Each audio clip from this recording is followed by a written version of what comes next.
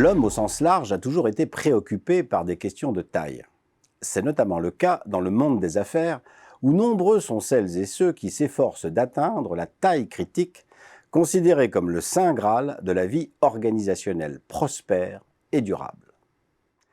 Mais l'usage courant du concept de taille critique dans les réunions, les débats et la littérature dédiée aux stratégies compétitives mérite qu'on s'attarde un instant sur ce concept à la fois nébuleux et porteur d'un substrat idéologique significatif. Pour une entreprise, la taille critique désigne une capacité d'action optimum jugée nécessaire pour pérenniser l'activité. L'objectif est d'augmenter significativement et rapidement son volume d'affaires et son territoire d'action afin de disposer de nouvelles marges de manœuvre stratégiques, avec l'espoir d'augmenter son impact commercial, sa capacité d'innovation et, in fine, sa rentabilité, en préservant autant que possible son indépendance capitalistique. Ainsi définie, la taille critique permet de justifier une grande variété de décisions structurantes allant de la simple alliance commerciale jusqu'à la prise de contrôle hostile d'un concurrent en passant par toutes les formes de fusion et d'acquisition plus ou moins amicales. L'essence même du concept de taille critique tient dans la devise suivante « Big is beautiful ».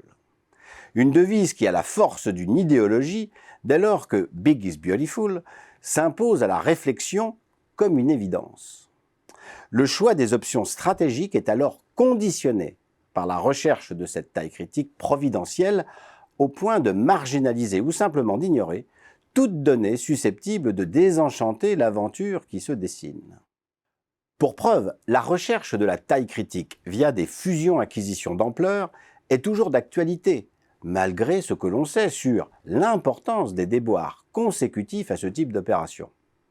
Selon les sources, le taux d'échec se matérialisant par une dégradation de la rentabilité suite à une FUSAC est estimé entre 60 et 75% dans les pays occidentaux.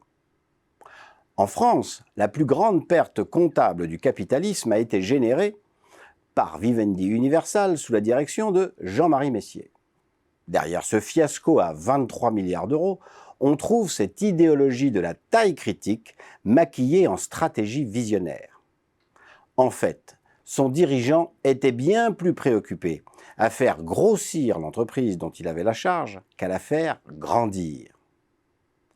Une entreprise qui grossit subit la croissance de son volume d'activité et se retrouve potentiellement confrontée à des symptômes propres à sa taille devenus critiques au sens alarmant du terme.